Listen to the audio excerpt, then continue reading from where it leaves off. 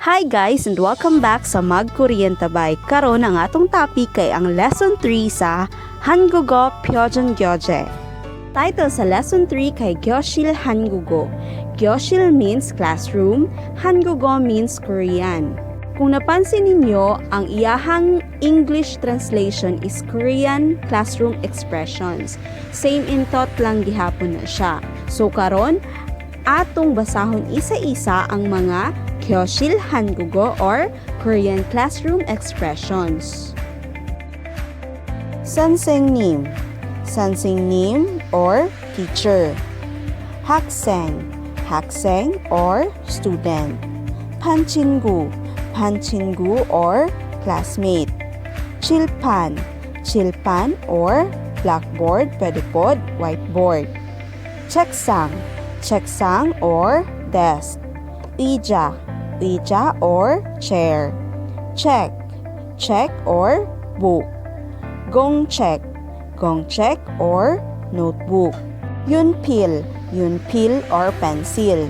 Bullpen, bullpen or pen, pwede po ballpen. 지우개, 지우개 or eraser. 필통, 필통 or pencil case. 시계, 시계 or clock.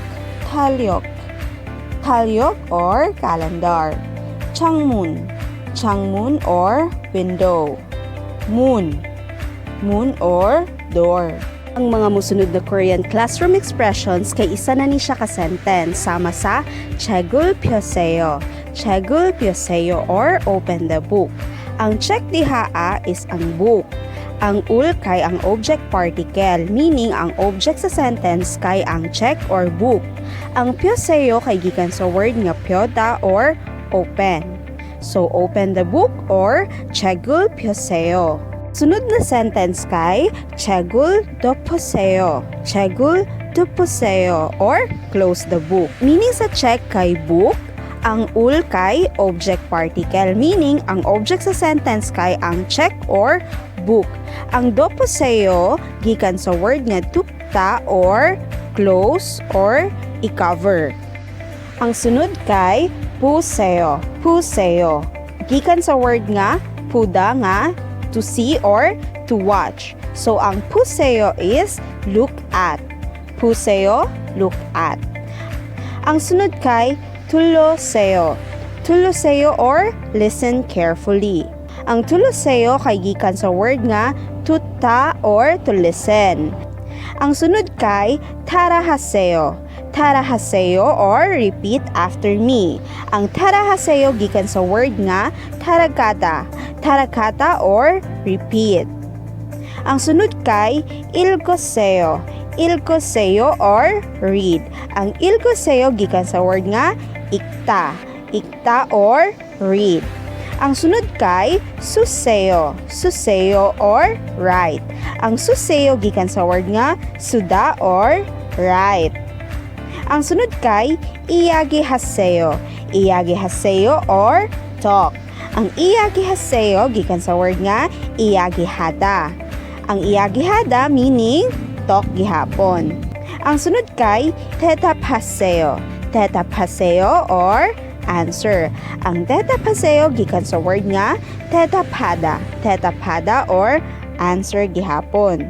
Sunod nga example kay pangutana og duha ka pamaagi sa pagtubag sa pangutana. Example kay algesoyo. Algesoyo meaning do you understand? Ang algesoyo gikan sa word nga alta. Alta meaning no. So naay duha ka pamaagi sa pagtubag sa algesoyo or do you understand? Una, ne, alges습니다. Meaning sa ne is yes, and then meaning sa alges습니다 is I understand. Ne is yes, and then alges습니다 is I understand. Ikaduha nga tubag, 아니요, 모르겠습니다. 아니요, 모르겠습니다. Ang meaning sa 아니요 kay no, ang meaning sa 모르겠습니다 kay I don't understand or I do not understand. Ang 모르겠습니다 gikan sa word nga 모르다 or don't know. Ikaduhang example kay 질문 있어요? 질문 있어요 or do you have any questions?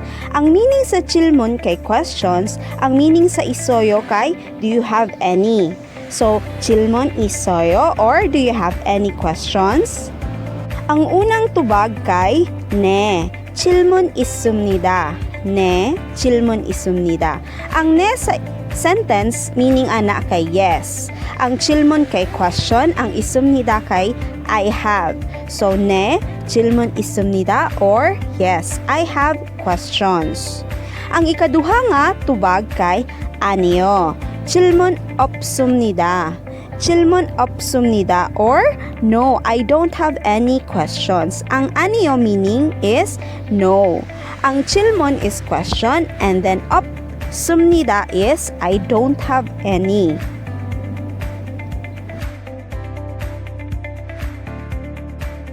Atong balikon sa pagpaminaw ang Korean classroom expressions. Pwede po mo musunod sa pagbasa sa Korean classroom expressions or 교실 한국어. 3과 교실 한국어